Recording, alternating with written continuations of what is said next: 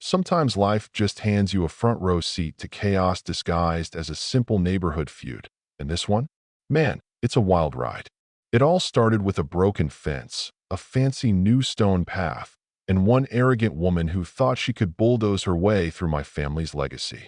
Her name's Karen, and she believed carving a private path through my land to the lake was her ultimate power move. But me? I didn't yell, didn't fight back right away. I just watched and waited that my grandfather's cabin sits right on the edge of Pine Lake, a modest wooden place with about 200 meters of untouched shoreline. Been in the Morrison family since 1892. It's nothing fancy, especially compared to the giant, manicured estates around it where HOA fees alone could cover most people's rent. But that cabin, it's home. And to Karen, it was the biggest thorn in her side. One crisp October morning, Karen rolled up in her white Tesla, looking every bit the part of HOA president. Cream blazer, designer heels, the whole 9 yards. Didn't even bother knocking. Just marched up to me while I was fixing the dock and launched into her rehearsed spiel. "Mr. Morrison, your cabin doesn't fit our community standards. It's dragging down property values. We're offering you a generous buyout to settle this." "Yeah, right." I told her no. That's when her smile faded and the real show began.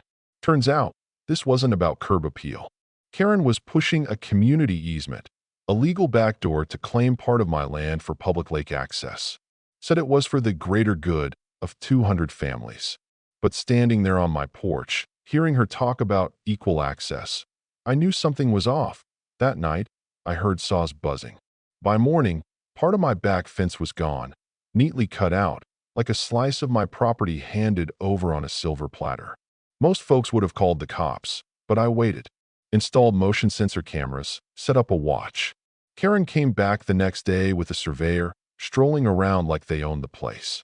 I spotted a paper dropped from her bag, a project plan titled Paradise Phase 1, a $50 million resort scheme, complete with spa, marina, and a plan to buy out the neighborhood.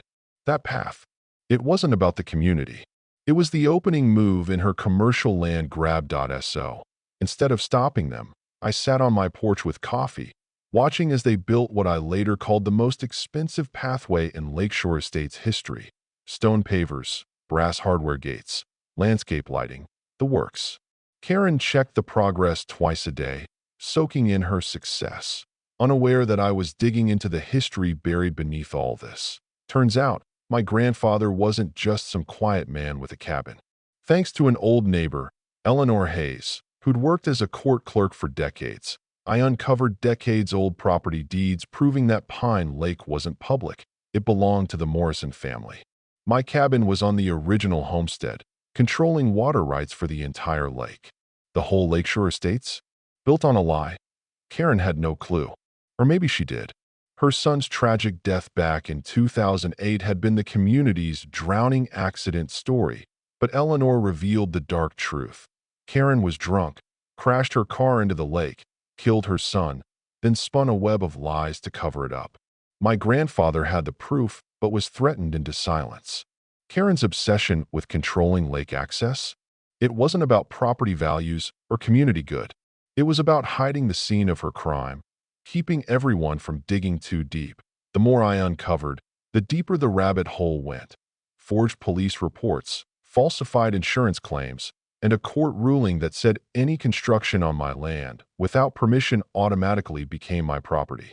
That gorgeous gate Karen had built, mine for the taking.so. One bright Wednesday morning, I walked into the courthouse with all the evidence, got an emergency injunction signed, and, just for the drama, I live-streamed myself hanging a private property, no trespassing sign right next to her fancy community access placard. The irony? Delicious. Karen showed up furious, screaming that the gate cost her $50,000. I just smiled and said, "Actually, ma'am, this is property law, but thanks for the upgrade." Her meltdown was epic, broadcast live to thousands of viewers who had been watching the whole saga unfold online. Meanwhile, the rest of the Lakeshore Estates community started panicking. The lake access they'd been promised? Not legal. Their property values? Built on a lie. Then came Ben Carter, one of Karen's own construction crew. who spilled the beans on secret plans for a private marina and luxury resort that would bulldoze my cabin for the main entrance. And just when I thought things couldn't get more intense, Deputy Tom Walsh showed up. Remember him? The rookie cop from 2008 who'd been forced to rewrite the accident report. His confession was brutal. Political pressure, cover-ups, and how Karen used connections to silence anyone who threatened her. It wasn't just greed. It was corruption on an epic scale. Karen had been stealing millions from the HOA through fake contracts and phantom services, using the money to fund her lavish lifestyle and the resort plan.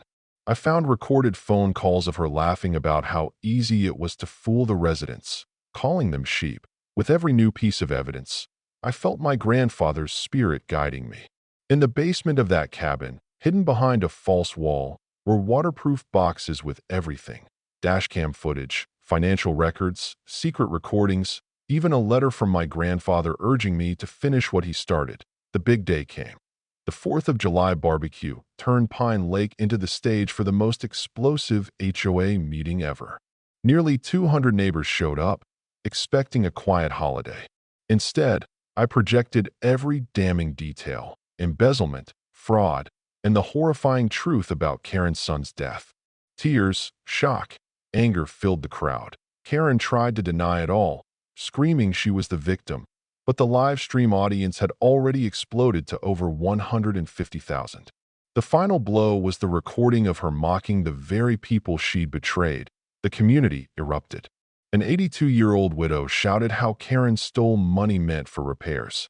I announced a class action lawsuit to recover the stolen funds, handed evidence to the FBI, and just then Deputy Walsh arrested Karen for embezzlement, insurance fraud, and vehicular manslaughter. The crowd cheered as she was led away in handcuffs. But this wasn't the end. I declared the HOA dissolved. The lake and surrounding land turned into a community trust. No more fees, no more corruption. Instead of becoming a new dictator, I followed my grandfather's vision for transparent, democratic governance. We voted unanimously to convert Lakeshore Estates into a land trust, with monthly town halls and open financial reports. The FBI's investigation recovered millions. Every household got a refund. Monthly fees dropped from $800 to $50, and Pine Lake became a public recreational area, welcoming thousands each summer. My grandfather's cabin turned into a community museum, a testament to honesty and resilience. Our story spread far beyond Pine Lake, inspiring others to fight HOA corruption. Karen got 18 years in prison, lost her law license, and was ordered to pay millions in restitution. Last I heard, she was working prison laundry for pennies. An ironic fall from Grace Point 2 years later, Pine Lake shines brighter than ever. Property values have climbed, neighbors watch out for each other, and children play safely where Karen's shadow once loomed. Sometimes, the best weapon against corruption isn't violence or revenge. It's refusing to stay silent. So, have you ever faced corruption in your HOA, workplace, or community? How did you handle it? Drop your story in the comments. Your voice might be the spark someone else needs. If this story hit home, give it a like, subscribe for more real stories, and hey, if you want to support independent storytellers, every little bit helps. Because truth, it's the most powerful revolution there is.